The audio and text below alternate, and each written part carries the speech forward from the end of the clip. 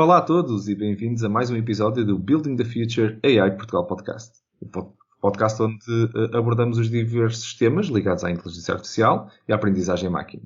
O meu nome é Marco António Silva e vocês já conhecem os meus habituais colegas nestas conversas.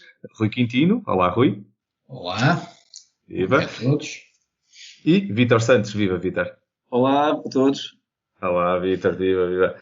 Então, o tema do nosso episódio de hoje é o AutoML e AutoAI, um tópico que tem vindo a ganhar muita força e muito hype até, com uma promessa muito ambiciosa de revolucionar a forma como os projetos de Machine Learning e de inteligência artificial são feitos e tornar qualquer pessoa, no fundo, habilitada a construir modelos de inteligência artificial usando um wizard de uma aplicação, clicando next, next, next e sai do outro lado um grande modelo. Será que é mesmo assim? Quanto matura está esta tecnologia, como é que na construção e no caminho de produtização destes modelos esta solução realmente atalha esse caminho? Qual é o ponto de maturidade da tecnologia e em que contextos é que consegue ser utilizada? Pronto, um pouco se calhar, as grandes questões que se calhar assombram as pessoas que nos estão a ouvir e que nós vamos tentar abordar no episódio de hoje. Para quem possa não conhecer AutoML e AutoAI e que possa não entender um pouco estes termos, fica aqui só um pequeno teaser introdutório neste episódio, de uma forma resumida, que é o AutoML, ou Automated Machine Learning, ou aprendizagem máquina automatizada ou automática, é o processo de uma aplicação, de criação, não é? No fundo, uma aplicação de forma automática de Machine Learning. É um processo, é um problema que no mundo real é aplicado a datasets do mundo real e este processo automático cobre todo o pipeline de Machine Learning. Desde pegar no dataset raw, não é? Dados de entrada, produzir um modelo treinado de Machine Learning, empacotá-lo e depois torná-lo shippable e que vocês consigam depois utilizá-lo num ambiente produtivo. Consiste, no fundo, em usar Machine Learning ou inteligência artificial para fazer todas as decisões que seriam configuráveis por humanos neste pipeline e neste processo. Análise dos resultados, decisões de construção de qual o melhor modelo possível, todas estas coisas que um data scientist estaria a fazer. A promessa e o enquadramento do AutoML é exatamente em usar Machine Learning para automatizar exatamente esse processo. No fundo, eu gosto de lhe chamar até de vez em quando na brincadeira que isto é quase Inception de Machine Learning, não é? Quer dizer, o Machine Learning a treinar os próprios modelos de Machine Learning. Mas, pronto, fica aqui uma pequena introdução ao tema e vamos então se calhar falar um pouco todos sobre este tema. Rui, se calhar passo-te a palavra a ti para começares e dares o pontapé de saída nesta discussão de hype ou realidade sobre o que é este ML, não é? E complementar as tuas notas, se calhar só com algumas provocações assim para começar. Uma delas que eu estava a refletir que é engraçado que nós não temos propriamente auto-apps, não temos auto-SQL e por acaso intriga-me um bocadinho porque é que esta coisa do auto começou particularmente no Machine Learning. Portanto, é auto, não é? E também para refletir, quando falamos em AutoML, Auto Machine Learning, tipicamente nós estamos a falar em Auto Data Science. Portanto, é apenas uma parte pequena, regra geral desta área. A outra é que, a meu ver, existe muito overlapping, ou cada vez mais, entre o AutoML e entre o Low Code, No Code ML, Machine Learning. Sendo que eu acho que esta última até vejo com mais potencial, ou seja, não no sentido de automatizar todo o processo, mas termos ferramentas que realmente auxiliam a equipa Data Science ou os Data Science durante todo o processo. Mas originalmente este AutoML veio mais, a meu ver, na sequência de uma otimização apenas da pesquisa de qual era o melhor modelo. Hoje em dia as ferramentas de AutoML já são muito mais end-to-end, portanto automatizam não só a pesquisa do melhor modelo, mas deployment, monitorização e muitas outras etapas, só assim como pontapé de partida. É verdade, é verdade. Eu só vou complementar uma coisa, realmente falaste muito bem, eu partilho da tua opinião sobre o potencial do low-code ML das graphical interfaces, as interfaces gráficas para a construção de pipelines de ML. Não digo para produzir o código do modelo, isso acho que pronto.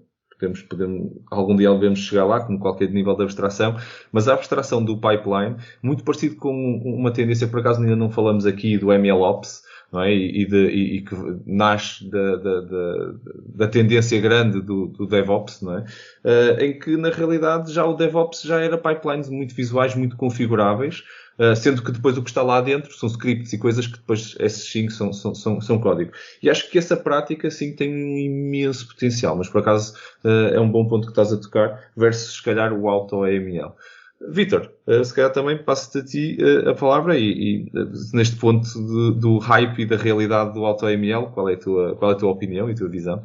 Bom, isto, cada vez mais o AutoML está a assumir uma posição e também muito potenciado pela Google, tem investido imenso neste tipo de ferramentas, mas o que eu acho é que já há alguns anos que existem ferramentas, que não sendo elas de AutoML, que permitem que pessoas que não percebem de machine learning, e muitas vezes nem sequer percebem de estatística, a não ser o básico, consigam usar graficamente estes modelos para tirar resultados. E também fazem, eu agora vou dizer aqui uma coisa assim um bocado estranha, fazem o seu AutoML pessoal, digamos assim. Como é que normalmente a coisa se processa? Graficamente, vou só dar um exemplo, por exemplo, o Discover do SAS, ou o equivalente, o Modeler do SPSS, por exemplo, graficamente conseguem aplicar vários modelos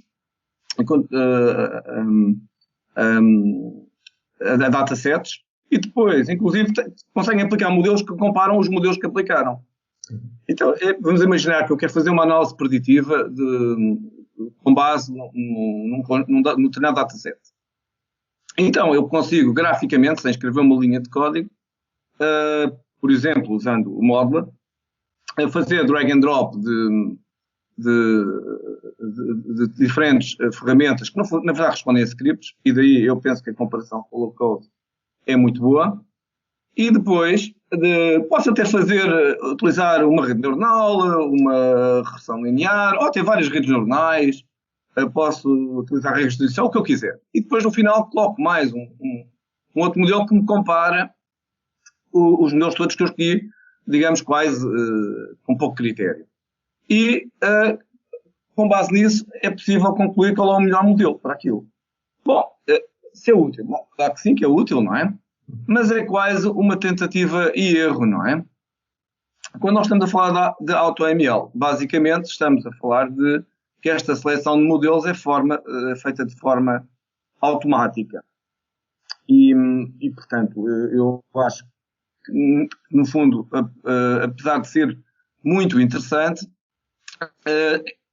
como há bocadinho o Rui estava a dizer, isto não é Autodata Science, eu concordo com isto. É verdade, é verdade. Eu também tendo a concordar. Eu acho que isto está um bocado hyped, porque bebe, na minha opinião, do hype de todo o ML, no fundo, e do poder que o ML ganhou. E o Rui estava a dizer um ponto engraçado, que é isto aqui, no fundo, a automatização disto, porque é que nós não temos autos SQLs, nem autos de outras coisas, mas vamos ter AutoML. Eu acho que isto também, o hype é bebido também do mindset que nós temos do Data Science, que é, e do Data Science como um todo, que é, vamos automatizar algo que é um processo estruturado, ou que nós consigamos de alguma forma estruturar, e a partir daí então conseguimos automatizar. E este é um princípio base que regeu, na minha opinião, a inteligência artificial desde a sua gênese e que gerou o AutoML. Agora, eu acho que de um momento para o outro também houve aqui alguns analistas e que depois se calhar algumas empresas que se calhar não estavam a ver isto nesta, vamos dizer, visão mais simplista de engenharia, e depois tornar isto então isto agora consegue treinar modelos sozinhos, então isto aqui vai, de um momento para o outro, já não precisamos de data scientist, que depois é aquela coisa muito típica, não é? Que nós vamos e disparamos a coisa para a estratosfera. E acho que este é que foi o hype, porque na realidade é uma realidade na sua definição. Porque quando nós vamos ver a definição do AutoML, do pipeline e da automatização desse pipeline, sim, é uma realidade. A promessa, eu não sei, e aqui é que é a questão, eu não sei quem é que fez essa promessa. Se calhar não foi quem construiu isto, mas a promessa é que acho que foi demasiado ambiciosa de nós removermos eu gostei muito do termo do Rui, do Auto-Data Science, né? Removemos o Data Scientist daqui da equação e se calhar no futuro os dados vão se reger eles próprios, não é? E eu acho que essa é a questão do hype que nós estávamos aqui a falar. Mas Rui, tu puseste este ponto em cima da mesa e se calhar falando também, introduzindo já o tema das limitações que tu possas ver na tecnologia, o que é que tu achas da questão do hype também?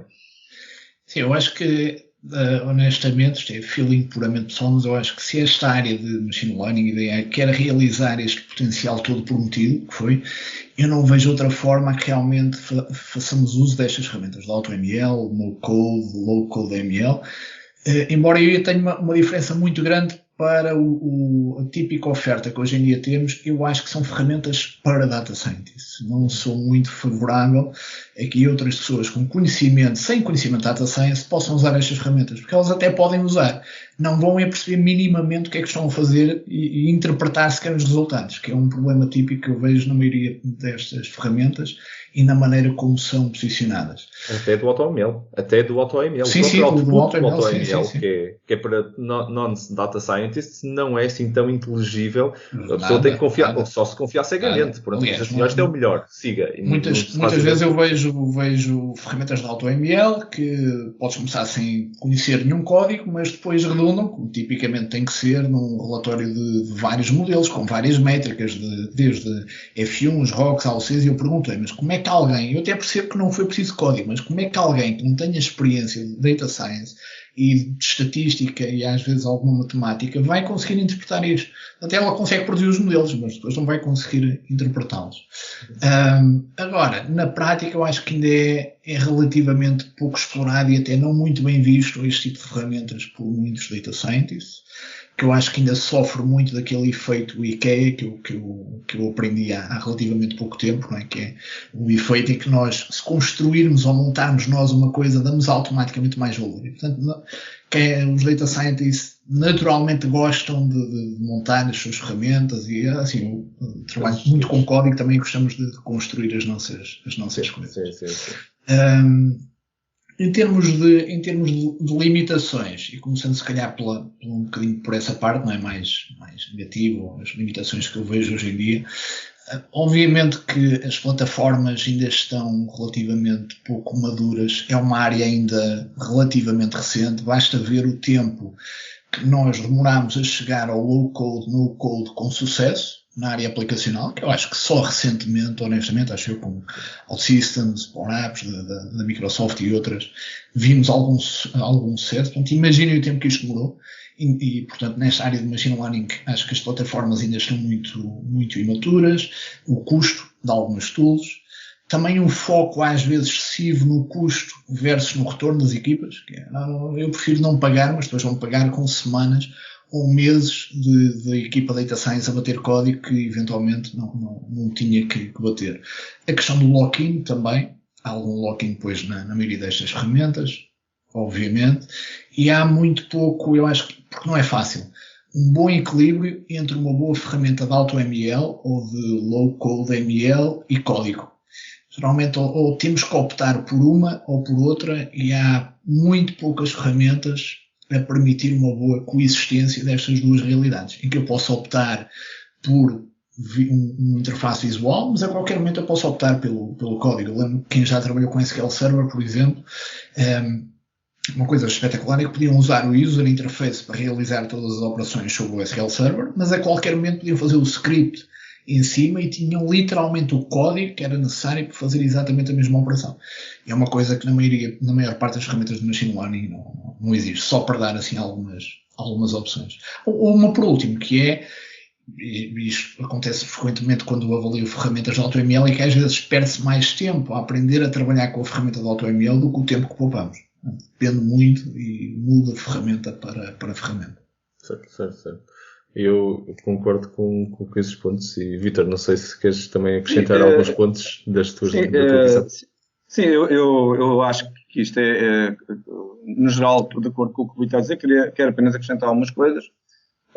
Eu acho que há aqui algumas partes de data science que são muito complicadas, digamos, de ser completamente automatizadas.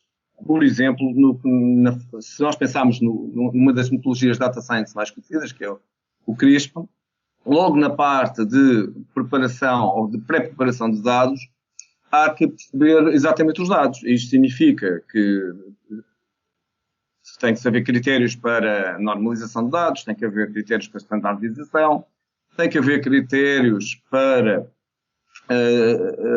detecção de outliers e critérios para perceber o que é que se faz com os outliers, portanto, se eles são ou não excluídos ou se pelo contrário se continuam a fazer parte do dataset. Depende do quê? Bom, depende de se perceber o problema. Esta é que é a realidade. E se eu não tiver uma percepção do problema, se eu não compreender o meu problema, é muito difícil, até porque não há nenhuma regra que possa ser universal para os outliers, para remover outliers, é muito difícil tomar decisões, a não ser, como é que eu ia dizer, tal coisa por tentativa e erro. Portanto, uma vez experimento com outliers, outra vez experimento com outliers e vou andando, não é? E, portanto, eu acho que estas ferramentas que são muito interessantes e que realmente podem aparentemente trazer o machine learning para qualquer pessoa, mesmo para pessoas que não fazem ideia do machine learning, na verdade acabam por se calhar ser até nocivas se forem usadas por pessoas que não sabem o que é que estão a fazer. Eu tenho aqui uma imagem para dar, que é a ideia de ter muitos e sofisticados e modernos utensílios de cozinha e na mesma pessoa não conseguir ser um bom cozinheiro. Porque é preciso saber o que é que a pessoa está a fazer. Isto já não é só misturar coisas, mas é também, sobretudo, perceber qual é o objetivo, perceber o que é que se está a fazer. E, portanto, eu acho que esta é uma limitação da tecnologia, mas eu ainda queria acrescentar uma coisa para isto, que é uma outra dificuldade grande, é que estes algoritmos escondem o que é que está a ser feito. Porque, apesar de nós sabermos que há alguma área de machine learning, em particular aquela que é inspirada em redes neuronais artificiais, que também, de alguma forma, opaca, escurece o obter dos resultados, também este auto-mlearn tem o mesmo efeito, mas ainda mais drástico. Porque no final eu obtenho um resultado e eu tenho que acreditar que aquele resultado é o certo. E isso é perfeitamente para uma pessoa que não tenha grande preocupação, quer apenas o resultado, pode ser enfim, uma coisa ultrapassável, mas para uma pessoa que tenha, por exemplo, fazer ciência, não é de todo uma coisa útil. Dito isto, sabendo que a maior parte dos algoritmos de auto-mlearning estão em open source, né? Eu posso inclusive consultá-los. Mas o facto do algoritmo estar em open source não me garante transparência, não me garante traçabilidade em alguns aspectos de machine learning sobre como é que foi obtido um determinado resultado. E esta parte também é uma grande desvantagem, porque tira de facto a explicação dedutiva ao próprio data cientista, o cientista de dados. Isso é um ponto, eu acho que esse ponto para mim, Vítor, é o pior deste tipo de abordagens. porque desafia um pouco na sua sobressimplificação, e há bocado estávamos até, para quem nos está a ouvir, até fizemos aí fizeste uma explicação muito boa do processo, e o Rui também estava a complementar. Os resultados no final existem, não é? Conseguimos ver a performance dos modelos diferentes que o AutoML teve e a escolha do melhor modelo, e até conseguimos entender essa escolha. Mas o processo da ML é muito mais longo do que isso, e há N pontos que depois, para virem ao de cima, desafiavam o princípio da AutoML, não é? Quer dizer, eu tenho que mostrar as decisões que fiz de feature selection, as decisões que fiz de otimização do dataset, se calhar até tive que fazer ali hyperparameter tuning, tive a fazer o tuning daquele modelo versus o outro, e vou passar todas essas decisões cá para fora para eu entender e tornar isto um bocadinho mais transparente, como estavas a dizer, Vítor. O AutoML, a ferramenta fica muito complexa. Alguém vai ter que pensar em como conseguir aqui um equilíbrio, e acho que isso é verdade. O Rui estava também a dar um exemplo bom de conseguir no SQL, eu conseguir olhar com as ferramentas visuais, ter a agilidade da ferramenta visual, mas sem perder o controle, e isto leva-me, na minha opinião, vocês falaram de grande parte das limitações, eu acho que só há uma que eu vejo, que as pessoas, para isto ser realmente o que prometeram, esta parte teria que ser resolvida, que é, nós só conseguimos fazer AutoML com algum sucesso em problemas de classificação ou regressão, de aprendizagem supervisionada, e mesmo dentro desses, não vai funcionar em todos, porque se eu precisar de fazer muito tuning de parâmetros, muito feature engineering, ele vai falhar porque ele está a usar um modelo genérico. Por isso ele nem sequer resolve por completo um subset do machine learning. Mas quando vamos para unsupervised ou reinforcement learning, para clustering e todos os outros algoritmos de um outro domínio de ML, que não é assim tão pequeno quanto isso e que resolve muitos problemas, o AutoML falha redondamente, nem sequer toca, na realidade, não é falha redondamente, nem vai lá, ainda não chegamos ao ponto de maturidade disso. Por isso a promessa que está associada ao hype, acredito que algum dia chegue lá, sim, mas está muito limitado também nesse aspecto. Por isso, para quem nos está a ouvir, se por acaso estão a tentar ir resolver problemas genéricos de ML usando AutoML, muito provavelmente vão bater aí num muro bastante grande, e que ainda há de haver muita gente a pensar nele, mas ainda está aí dentro de, se calhar, algumas teses de doutoramento, há muito research que haja estamos nessa fase, não estamos na fase ainda de realização desse potencial. Agora, tudo o que tem a ver também com domain knowledge e toda a coisa que o data scientist introduz, não há ferramenta, não é? A não ser que nós, por configuração, comecemos a treinar, e acredito que, por exemplo, o AutoML na indústria financeira vai vir a ser uma realidade mais rápida do que se calhar noutra indústria. Porque os dados já estão muito tratados, já há muito data scientist a olhar para isto, até está bastante estruturado, e se calhar vamos conseguir ter AutoML for finance, AutoML para healthcare, para o componente de saúde. Se calhar vamos começar a ver estes subsets de indústria, como já vimos noutro tipo de modelos. E eu, se calhar, escrevendo aqui um bocadinho no papel, no guardanapo da nossa conversa de café, se calhar o futuro vai ser uma coisa mais focada em indústria para tentar agilizar. E se calhar isso abre um bocado mais a caixa do ponto de vista de transparência, mantendo a caixa fechada e o potencial do ML. Se calhar, não sei.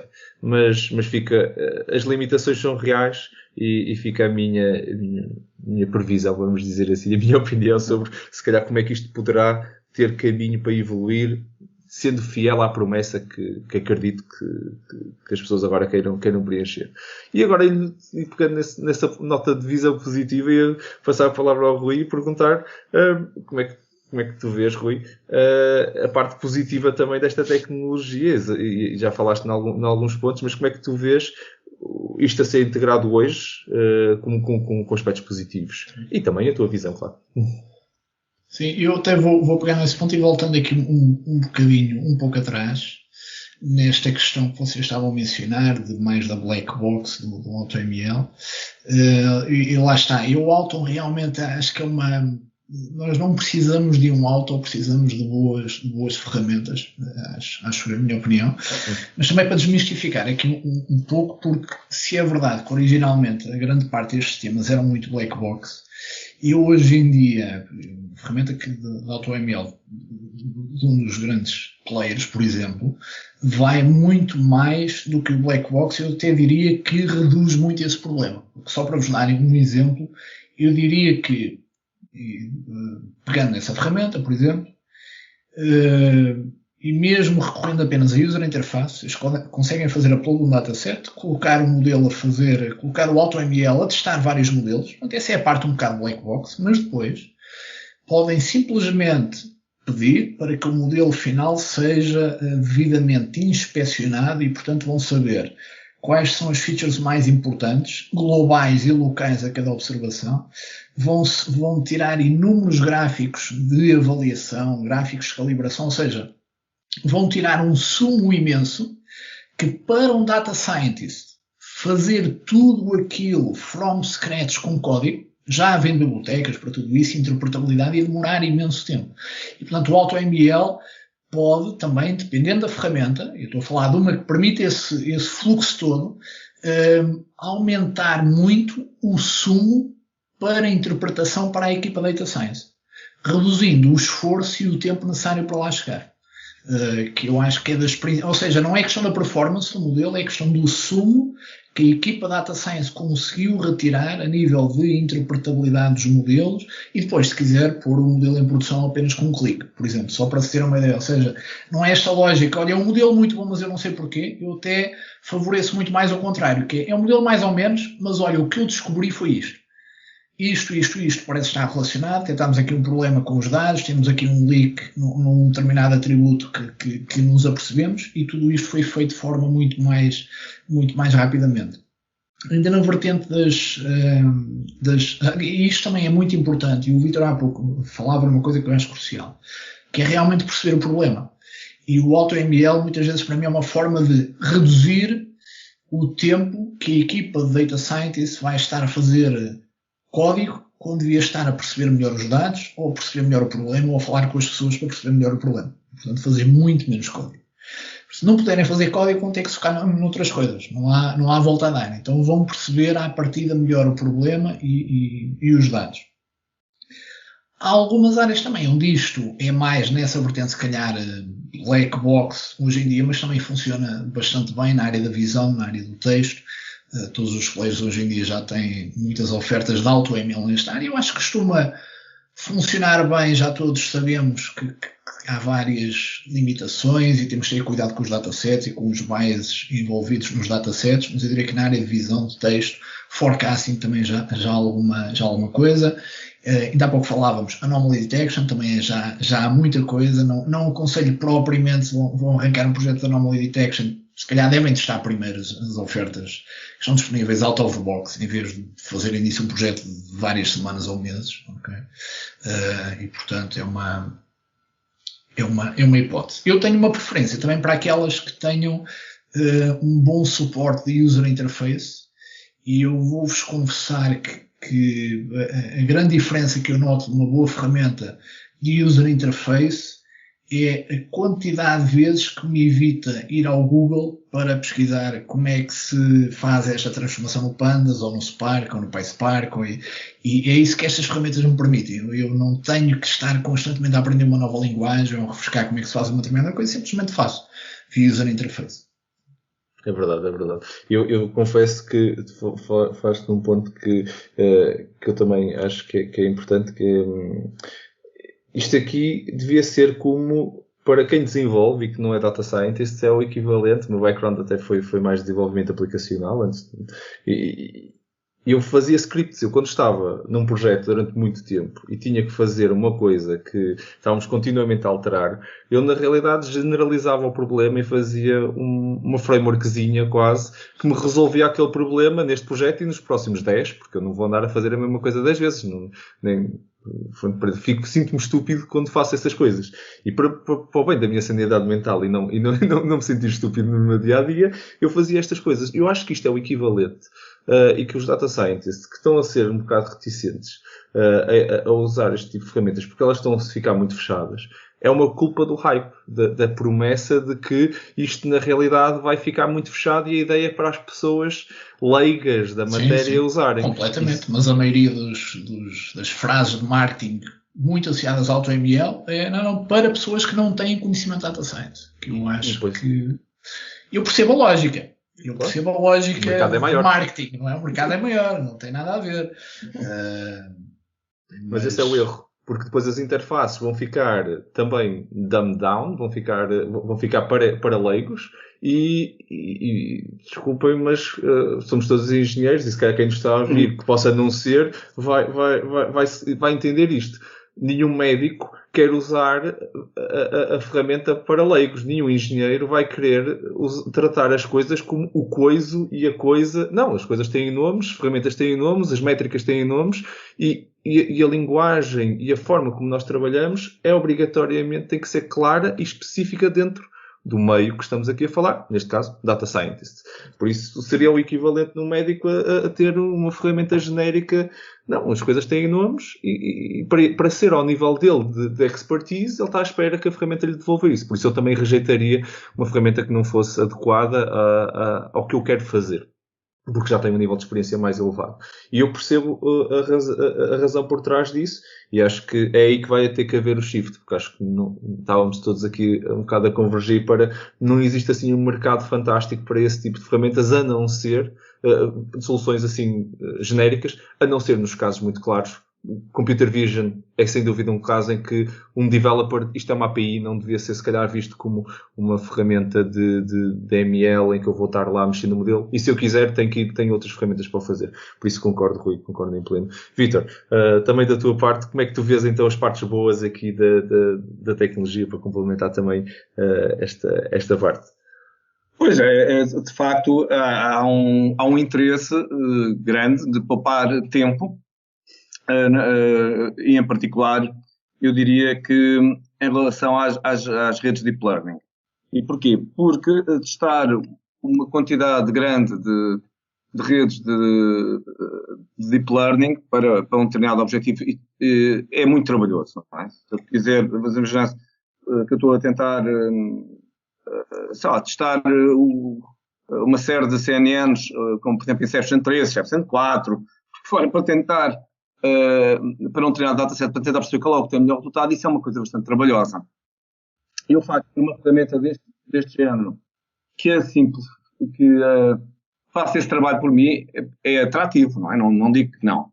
Mas aqui a história toda não é a ferramenta em si. E eu olho para o AutoML como uma ferramenta. A questão é, eu sei o que é que vou fazer, eu sei qual é a diferença entre estar a testar, quando estou a testar redes de Deep Learning, quando estou a testar CNNs, por exemplo, eu sei o que é que estou a fazer, então se calhar faz-me sentido usar o AutoML. Mas se eu não sei o que é que estou a fazer e simplesmente estou a utilizar esta ferramenta, então é uma coisa absolutamente perigosa, como estávamos a falar há pouco. Porque, na verdade, é inócuo, não é? Depois, há aqui um outro aspecto que eu queria dizer, que não tem exatamente a ver com as vantagens, tem a ver com o espaço que eu acho que há em termos de investigação. E eu penso que esta parte do AutoML é um ponto muito promissor em termos de investigação e de melhoria. E, nomeadamente, nestes aspectos que eu estava aqui há pouco a falar, em particular de transparência e de se conseguir fazer o trace daquilo que realmente foi executado pela ferramenta de AutoML. Mas também em relação ao próprio tratamento de dados e interpretação de dados, que eu penso que estas partes é que serão talvez cruciais no desenvolvimento do AutoML. Há muitos anos, um velho professor meu de estatística dizia que, a estatística dá aquilo que eu quiser. É conforme o algoritmo que eu tiver, conforme o método estatístico, eu obtenho o que eu quiser. E não estou a dizer que o machine learning seja assim. Mas há uma parte do machine learning que é muito assim. E nós já falámos aqui em outros podcasts sobre isto, nomeadamente sobre a parte de bias, não é? E, portanto, eu diria que o AutoML tem de facto, traz uma grande promessa de simplificação, de colocar o machine learning à disposição de não cientistas de dados, mas, por outro lado, tem também aqui um grande espaço de desenvolvimento. Eu gosto desse teu ponto de fecho muito importante, que é, existe efetivamente muito ainda para investigar, e se calhar não é tanto na parte tecnológica, mas também na usabilidade. Acho que nós aqui falamos de, se calhar, está nas nossas mãos, como engenheiros e das mãos de quem nos está a ouvir, que seja também investigador, se calhar mudar um bocado o rumo disto, numa ótica de que tipo de usabilidade é que seriam as ferramentas dos data scientists. Isto não é uma ferramenta pública, isto se calhar tinha um potencial enorme como ferramenta para data scientists, mas nunca vi assim grandes publicações. O user experience é tipicamente uma coisa do end user, não é? Do utilizador, de público e em massas. E se calhar, se nós olhássemos para a linguagem e para a forma e para a transparência, como estavas a dizer, Vítor, destas ferramentas, quanto é que é a transparência, como é que essa transparência iria ser colocada e como é que este pipeline seria montado e estas low-code interfaces, acho que há aqui muito espaço para melhorar, há imenso espaço para investigar e muito trabalho aí para fazer, e acho que fica aqui uma nota para quem nos está a ouvir, que queira está à procura de um projeto de doutoramento ou um projeto de mestrado, pode ter aqui uma coisa engraçada para fazer. Mas pronto, fica aqui a nota e vamos avançar para a nossa rubrica 2.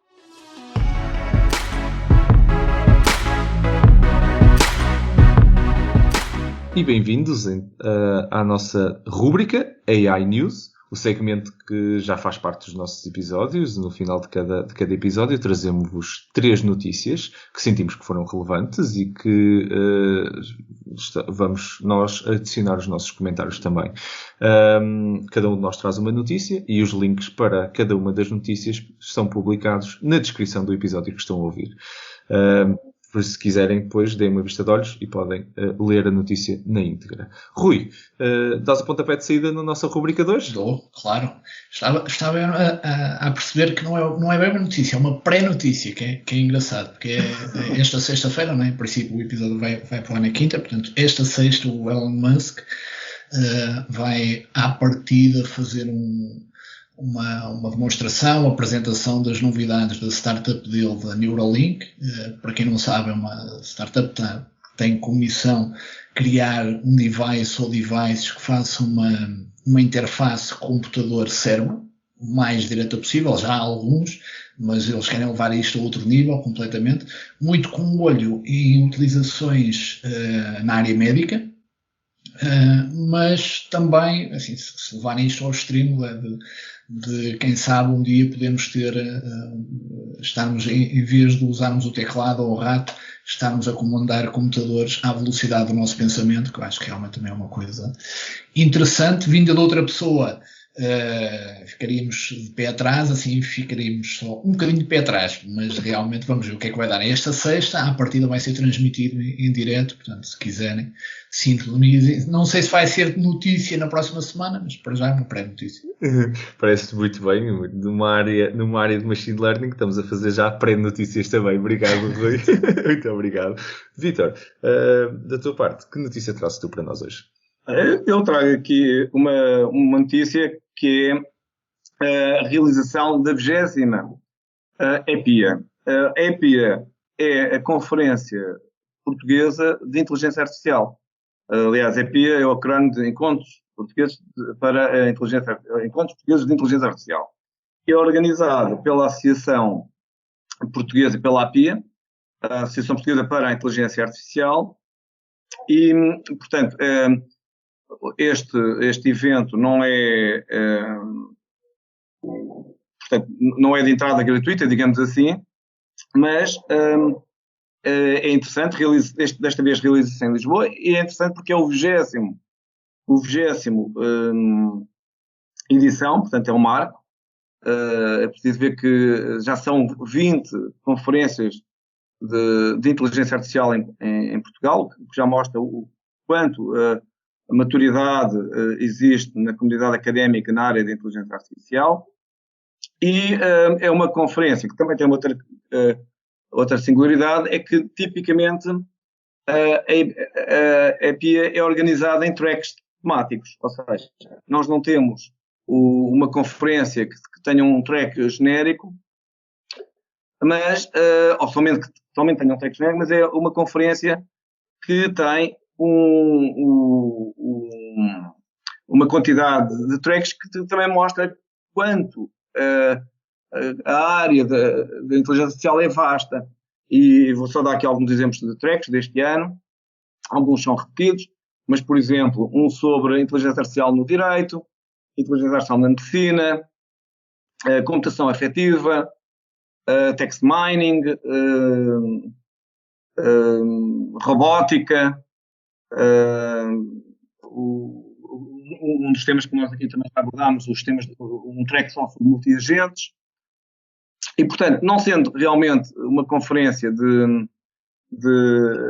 entrada gratuita, como eu disse, vale a pena, e tem, sobretudo para quem é estudante e quem tem interesse na área, vale a pena a inscrição.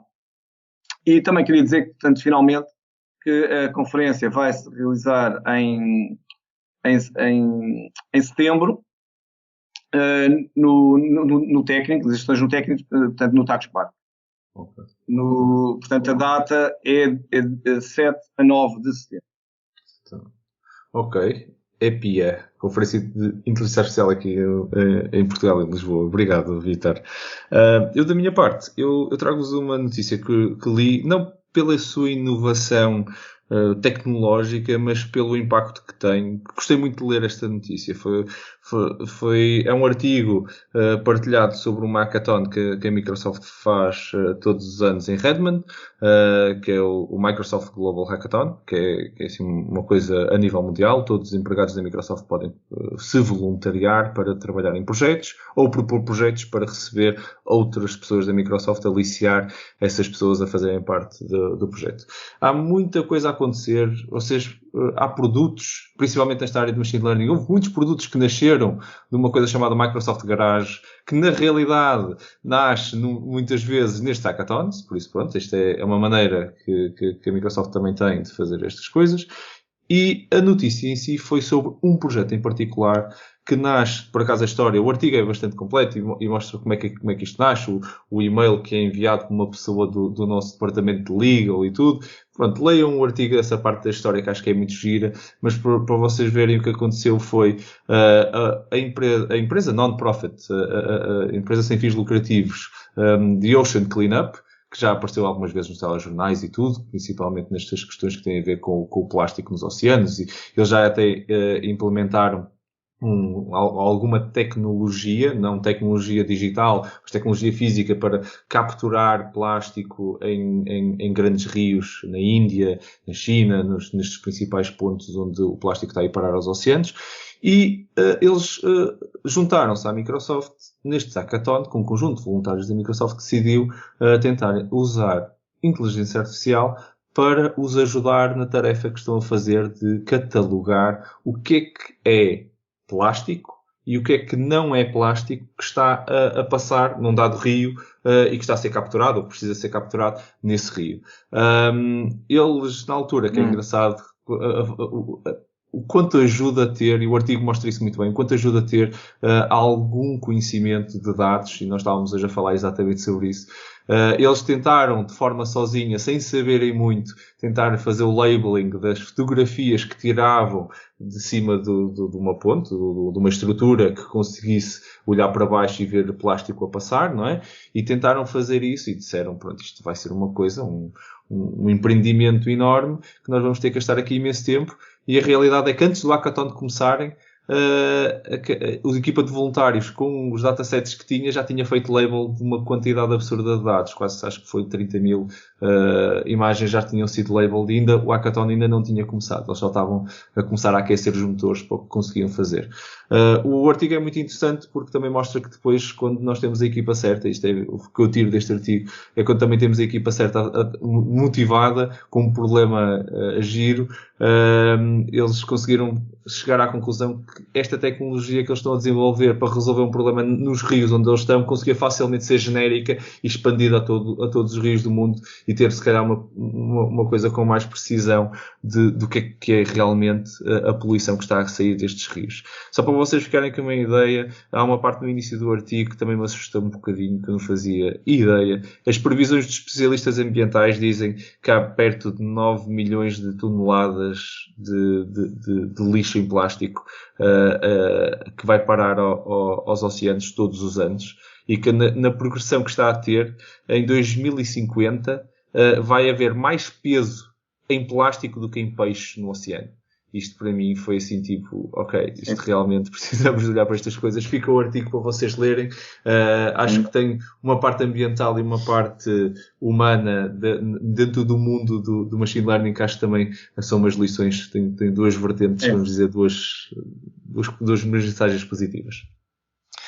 Pronto, e assim terminamos mais um episódio. O meu nome é Marco António Silva e vocês estiveram a ouvir ao Building the Future AI Portugal Podcast. O podcast que vos fala de inteligência artificial de uma forma muito informal e cheia de conteúdos. Todos os nossos episódios são neste formato. Para quem está a nos ouvir pela primeira vez, fica aqui a sugestão para vocês continuarem a nos ouvir. Um grande obrigado por mais uma conversa espetacular aos meus colegas e parceiros aqui do Sofá. Vítor, muito obrigado. Um abraço, muito obrigado. Obrigado. E Rui Quintino, muito obrigado, Rui. Obrigado. Prazer, até a próxima. Obrigado a todos que estão desse lado a ouvir-nos. É para vocês que nós produzimos estes conteúdos. Caso tenham gostado do tema que tenha sido falado e queiram-nos fazer chegar sugestões ou até mesmo comentários sobre este tema ou futuros temas, façam-nos chegar isso via e-mail para podcast@buildingthefuture.pt. Caso ainda não tenham subscrito, não se esqueçam, subscrevam o podcast. Podem encontrar-nos em todas as principais plataformas de podcast. É só nos pesquisarem e vão encontrar Building the Future AI Portugal Podcast. Fiquem atentos para mais um episódio dentro de 2 semanas. Até lá, muito obrigado por estarem desse lado e juntem-se a nós então nesse próximo episódio para continuarmos a ativar Portugal e construir o futuro melhor com a tecnologia. Obrigado.